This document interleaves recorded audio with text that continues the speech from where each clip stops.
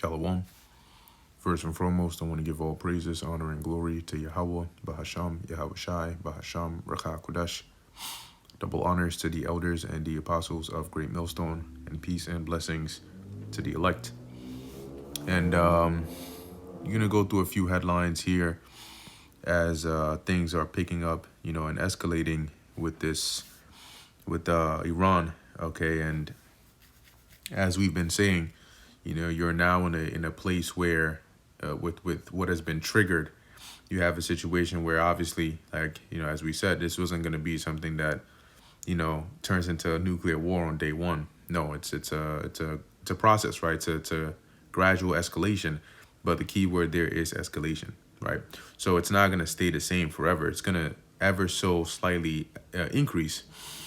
And as it increases, that is the tension, the turmoil, the chaos, the dissension, things are going to get more and more difficult.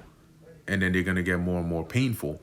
And then they're going to get to dire situations, all right, where people are now at a point where you cannot ignore, okay, these prophecies anymore. So starting real quick, this is a post from Class Report on X. Iranian Parliament Speaker Ghalibaf says an eye for an eye equation is in effect and a new level of confrontation has begun. Last night, the people of Iran foiled all the enemy's designs. They are angry and frustrated with the people of Iran, and by attacking infrastructure, seek to conceal their battlefield defeats. Of course, this amounts to suicide for them. An eye for an eye equation is in effect, and a new level of confrontation has begun. Now, once again, we're in a time where there is heavy propaganda, right, on both sides. Okay, there are heavy fabrication of information on both sides. So a lot of these, a good amount of these posts that you see, you have to take with a grain of salt, because we've seen clearly that even from people that are supposed to be reputable sources, they literally lie directly out of their mouth, and they do that for manipulation, all right, really, of the markets. And what they're doing is, at least on the Western side of things, see, the Trump administration and he himself, they know and understand, especially their handlers, understand that this market, the stock market, it's going to crash. But what they're doing now, they know that eventually the lies are going to catch up. All right. When you're saying, oh, we've basically ended and crushed Iran, but now you're preparing to send boots and troops over there, something ain't going to add up. Okay. And eventually those lies are going to catch up, and markets are going to catch up, and investor sentiment is going to catch up, and they're going to realize, what's actually going on. So the goal isn't to keep them dumbfounded or ignorant, better word, ignorant of what's going on for the long term. It's just to hold on just a little bit longer until they escalate into the next level. All right. And right now with the attack, which is, let me pull this up here.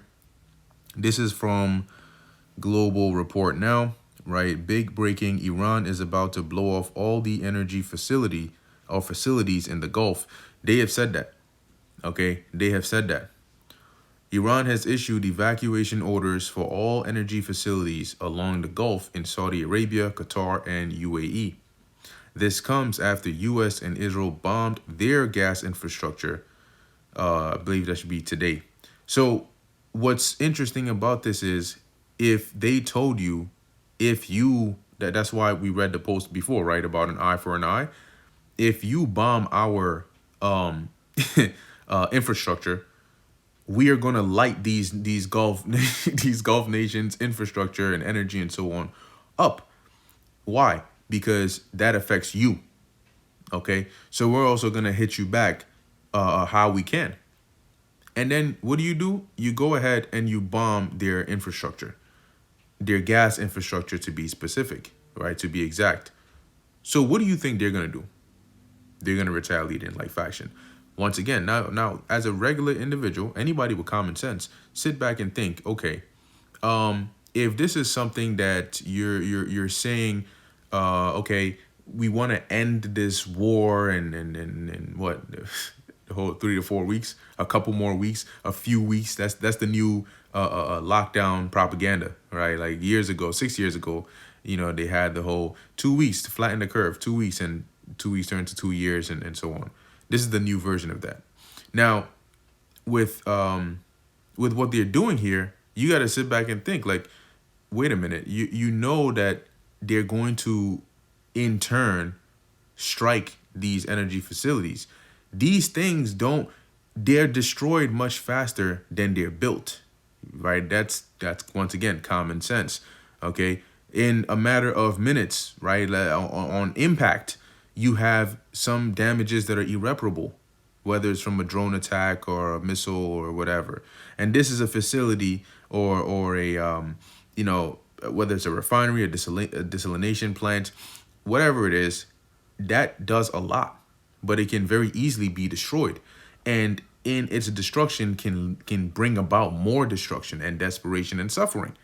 They've also said that they're going to target these big tech companies that have regions or they have offices or data centers in these different areas. They're going to hit them too. So don't be surprised if you have certain services that start going down. Okay, whether it's X or Google or really mainly a lot of the main providers, right? Microsoft, Google, Amazon, and so on, because a lot of websites, a great amount of websites and so on, they host their platform on these services. That's literally one of the main drivers of revenue or business, you could say, by these providers. Okay, and that also goes to ISP, internet service providers, and so on. But a lot of these big tech companies, they provide infrastructure for anybody else to host their websites and technology and software and all that on. So when they're hit, it affects a lot of people. Like when the whole CrowdStrike situation happened, the reason almost every system that was on, I believe it targeted was it Microsoft or Windows, it was because a lot of Windows operating systems used that piece of software. Okay, so just one hit on that affected everything. You're not gonna have Capital One go and create their own. Now we want to create our own data centers all around. That's too expensive. So they'll go to Amazon, which already has data centers, and say, hey, rent me some of your computers and stuff, your servers, and then I can host my my website, my software on there, so people in the East can go to CapitalOne.com, and use my website. That's just an example. So when you knock out, those big centers, Amazon, Google, and so forth, you start to have outages not just with their specific companies, but other companies that do own them. Anyway, this is what they're saying. So you're seeing this escalation over here. This is a video of here. It says breaking: large explosions and fires in Riyadh, Saudi Arabia. An Iranian ballistic missile struck a petroleum facility in Riyadh, Saudi Arabia. So let's take a look.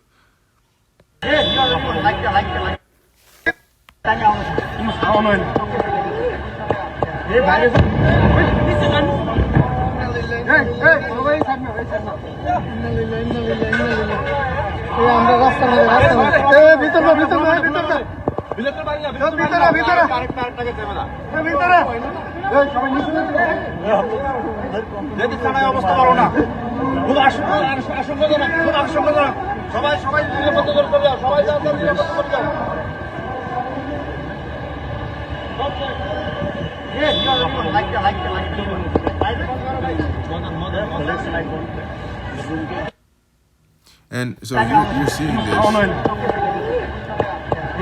You're seeing this, and today this is miles and miles and miles away, oceans away from you. Tomorrow or next week, it might be right outside your window. You know what I mean? Like, you're seeing people and you're hearing their reactions, and you might not understand what they're speaking, like what they're saying. You might not be able to make it out, but you soon enough you wouldn't have to worry about trying to understand what they're saying. The equivalent of that will be happening here, and you'll understand what people are saying. when they're screaming, "Oh my gosh, Jesus Christ! Oh, Lord have mercy!" And they're just at complete disarray because of. Okay, that's enough. All right. Because of this chaos that's about to ensue. Okay, so just know that when they said, they're ready to drive oil up to $200 a barrel, all right, or even more, that wasn't a bluff. Okay, that wasn't a bluff, and it's like poking a bear, knowing that it's gonna rage at some point. And that's why in 2nd Ezra 15 it says that the Carmanian shall come raging in wrath like a wild boar. And a wild boar it's dangerous. Okay, it can be very dangerous. So what we're seeing here is, once again, yet another escalation, and you will feel the effects of that. Okay, you will definitely start to feel the effects of that as it continues to go on. But anyway, this is the book of Psalms, chapter 119, verse 126. It is time for thee, Yahweh, Bahasham Yahushai, to work, for they have made void thy law. And that really, ultimately, that's why all this is happening, right? The world decided, it's the same reason the Lord brought the flood, right? What we're seeing right now is the light drizzles before the actual, all out flood comes, just like during the time of Noah.